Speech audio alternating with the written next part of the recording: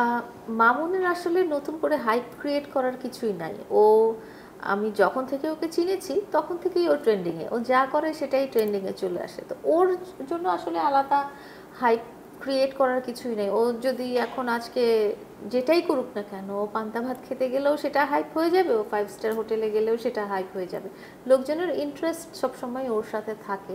তো আমরা আসলে যেটাই করি সেটা নিয়ে লোকজন হয়তো চর্চা করে যে এই এটা কি করলো, ওখানে কি হলো না হলো। তো আমাদের এটার জন্য না আলাদা করে কিছু করতে হয় না যে মানে আমরা কখনো না নেগেটিভ কিছু নিয়েও কিছু অ্যাক্টিভিটিস নিজেদের এই ঝগড়াঝাটি ব্যাপারটা মানে দুর্ঘটনাক্রমে একটা টাইমে চলে আসছিল সোশ্যাল মিডিয়ার সামনে।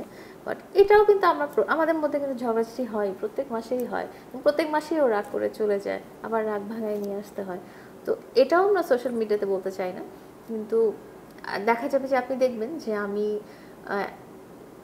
গত বছরে পহেলা বৈশাখে মামুনকে ইলিশ মাছ দিয়ে ভাত খেতে দিয়েছিলাম। ওইটাও দেখলাম যে 40 মিলিয়ন কত মিলিয়ন ভিউ হয়ে গেছে। ইলিশ মাছ দিয়ে ভাত কিন্তু সবাই খায়। তো ওটা আলাদা করে করার কিছু নাই। সো মামুনের ব্যাপারটা হচ্ছে মামুন যাই করে না কেন সে ট্রেন্ডিংয়েই থাকে, তা আমাদের কষ্ট করে এগুলো করতে হয় না। এগুলো আমাদের ব্যক্তিগত দুঃখ, ব্যক্তিগতই রাখতে চাই। ভালোবাসাটা আসলে মন থেকেই আসে, এটা না আল্লাহ প্রদত্ত। যে এই মানুষটার জন্য তোমার যে ফিলিংসটা কাজ করবে সেটা হয়তো সেকেন্ড আরেকটা মানুষের জন্য হয়তো হবে না। আবার অনেকে না মানে অনেকেরও দেখেছি যে অনেকগুলো রিলেশন থাকে, আবার এক একটা মানুষ আবার একসাথে 2-3 জনের সাথেও রিলেশন করে থাকে।